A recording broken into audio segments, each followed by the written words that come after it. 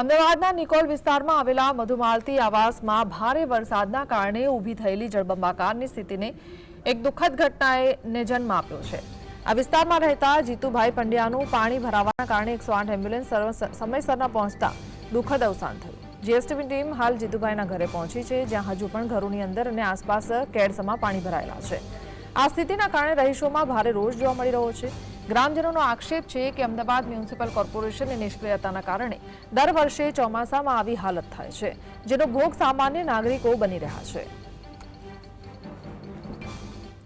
કાલે दूध लेवा नीचे गया અને જ્યારે दूध लेवा મોકલ્યા અને दूध लेवा ગયા જ નહીં કે બોટલ ગેસનો ઉપર પહેલા આપતો આવો અને અહીં આગળ આ પથ્થર વાગ્યો, ખબર નહીં કે એમને પડ્યા ને કોઈને ખબર જ નથી અને એમના મિસિસ નીચે આવ્યા ત્યારે ખબર પડી કે ઘરમાં પડ્યા છે। અંદર પાણી જેટલું બધું તો પછી કેમ નહીં 108 અંદર આવે। પહેલાં આવી એ બહાર પડી 108 પડી હતી ને એમાં પહેલી આવી એ બગડી ગયેલી હતી, પછી બીજી તૈયારીમાં આવી એમાં એમને લઈ જવામાં આવ્યા। વર્ષથી અમે આ સ્થિતિમાં રહીએ છીએ। 12 વર્ષથી આ પ્રોબ્લેમમાં અમે જેટલું જાહેર કરી પણ જો કંઈ રજૂઆત નહીં થતી।